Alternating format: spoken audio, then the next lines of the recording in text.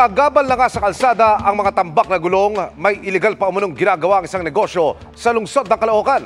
Itinimbre ang sumbong na yan sa inyong Kapuso Action Man. Yung operation natin, walang pinipili yan kay Looban, kay Main Road dyan. Basta sakop ng Caloocan, respect na po. Wala tayong magagawa doon. Kung gusto yung magnegosyo, humanap na kayo sa ibang lugar. Huwag na lang dito sa kalsada. Sinuyod ng Caloocan City Public Safety and Traffic Management Department ang Gumamela Street sa Barangay 175. Partikular ang patong-patong na gulong sa harap ng isang bahay na sumakop na sa kalahati ng kalsada.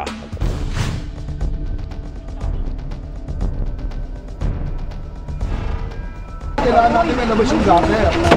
Yung gutter ko, para sa tao yan. Ang sumbong na itinimbre sa inyong Kapuso Action Man, isa-isang pinag-aalis ng mga otoridad. Bakit sa kalsada kayo nagagawa? Ano ginagawa nyo? Nagre-recap?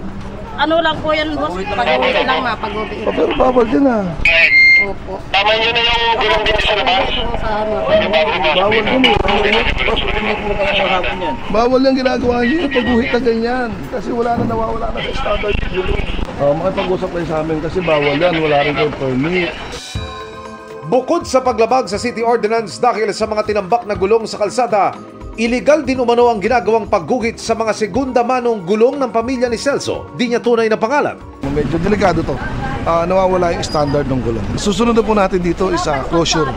Yung closure na kasi nag-business sila. Alam na yung bawal talaga, kailangan wala naman nadaan dito eh. Wala na, di naman maghahanap buhay. Ano pang hanap buhay kung hindi naman makapagtapos na, walang pagdalagay lang ko. May pagtitiyak naman ang Caloocan City Public Safety and Traffic Management Department. Nagbigay na ako ng instructions sa isang team na araw-araw ikutan nila yung lugar na to para ma-monitor.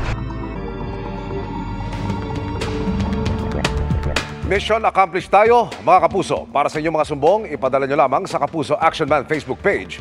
Dahil sa anumang reklamo, pang-abuso o katiwalian, tiyak, may katapat na aksyon sa inyong Kapuso Action Man.